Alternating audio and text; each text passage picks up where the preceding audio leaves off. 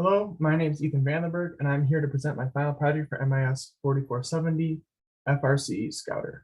So once I open up my zip folder, I go straight to testapp.r and I'll open that up. And it'll bring me into RStudio and I'll be able to start showcasing the app.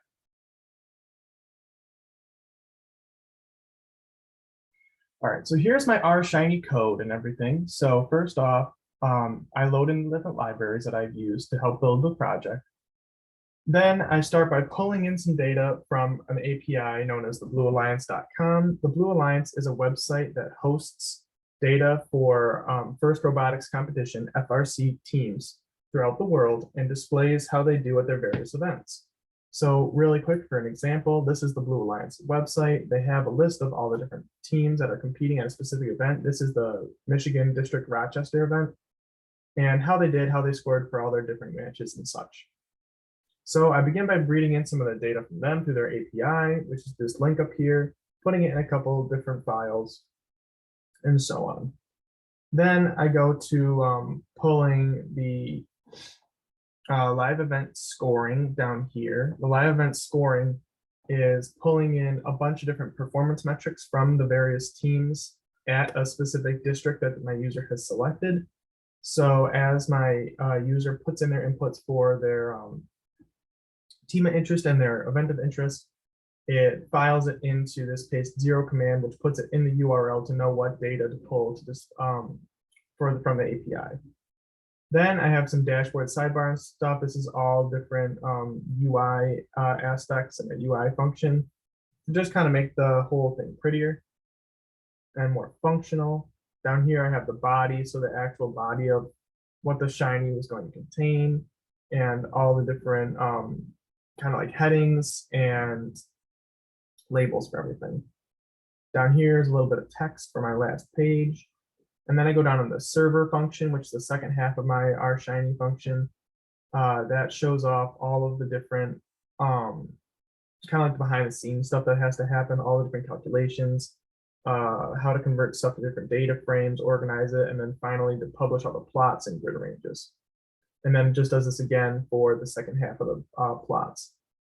So that's the main gist of the R Shiny. Let me show you how it works now. I'll hit run app. Give it a minute to load, and it'll pop up with a little window. And it'll start showing you my Shiny.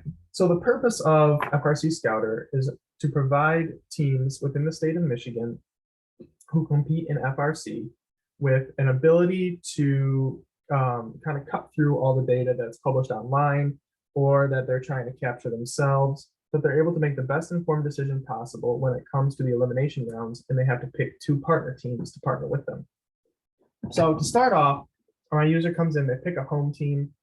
Each team within the state of Michigan is given a number to help identify them. For example, number 1 is Pontiac High School, number 27 is Clarkston High School, number 33 is Notre Dame Prep, and so on and so forth. My high school's number was 1718, on Beta High School. And then the user will select an event. Every year, the events are put out in a list of the year, the state, and then a little abbreviation for the district title.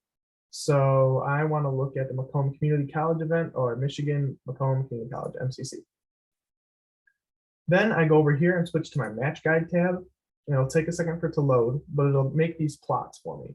And this is the main feature of FRC Scoutr, is to create these plots.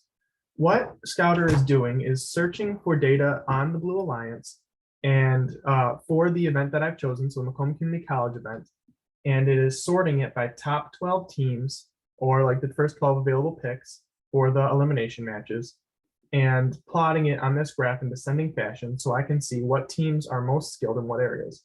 So there's 4 basic performance metrics for this year: the ranking score, the average match score, so how many points a robot's allowed to score in a match, the average autonomous score, so in the first 15 seconds of every match, the robot is completely autonomous, so how many points the robot was able to score then, and the average hanging score, or how many points the robot was able to score at the very end of the game, where it has to climb up a set of rungs. Now, the main advantage of this is that when we go into the elimination rounds and a team needs to be able to decide what teams they want to partner with for the finals, they can look at this graph and see, okay, well, I know the ranking score. I know 1189 is ranked number 1 overall, right? Well, let's see how they did in other aspects to see if they're overvalued or undervalued. So if I look at their average match score, they're 4. That's pretty good. So that in that aspect, they're not that overvalued. Then we'll look at average autonomous score. We'll look for 1189 here at the bottom. Ooh, they're kind of way back. They're down like 7th or 8th back here. So maybe that's not a great score for autonomous. Maybe they're not great autonomous. But if you have a great autonomous, that balances out.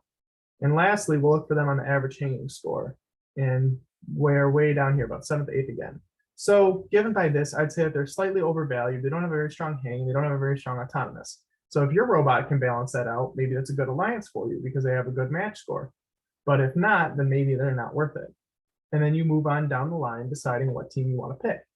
I would suggest team 494 here. They're 3rd in the rankings, 2nd in overall match scores, 3rd in overall auto scores, and 3rd in overall hanging score. That's a pretty strong team overall. That's a team that I'd like to partner with. Now, after the first 8 picks are gone through, they all sort down to the first 8 picks. You want to go to the second pick so that they snake back up from 8 back to 1. And so that each alliance, the 8 alliances, of those 8 alliances, each alliance has to have 3 different teams on it. So in order to make that pick, you scroll down and go to the second pick guide. This shows teams that are ranked from 13th through 24th, the next available set. And you can repeat the same process up above with trying to facilitate, okay, are they undervalued, overvalued? Do they complement me? Do they not complement me? And so on. So after you use Scoutr to make your picks, that's the main aspect of Scoutr. That's exactly what it's designed to do, is to help provide those insights. Because one of the ways that a lot of teams are doing it right now is they're sending a handful of students up into the stands during the event to record data by hand and then translate that into Excel to make plots that are kind of like this. Well, the problem with that is that after watching 72 to 80 matches, students are going to be tired, they're going to get lazy, they're going to write down wrong numbers or miss something, and your data is going to be inaccurate. Also, for smaller teams of like 5 or 6 kids, you can't afford to send those kids up into the stands because you need them all down there on the field working on the robot, getting it ready. You don't have enough extra capital. That's exactly the problem that Scoutr was designed to fix, to be able to reduce those miscalculations due to laziness, and also to be able to provide teams that are smaller with the same advantages that those big teams are able to get. Lastly, here I have an about page that just kind of describes what the app is designed for, and there's a big thank you to the Blue Alliance because I'm using their API, and without it, none of this would have been possible. Lastly, you might be asking, why do I capture the team number at the very beginning? That's one of my compliments up here. It's just a little feature to tell you, hey, this is your home team, kind of make it a little bit homier for the user. So I hope you enjoyed my demonstration of FRC Scoutr. I appreciate your time. Thank you.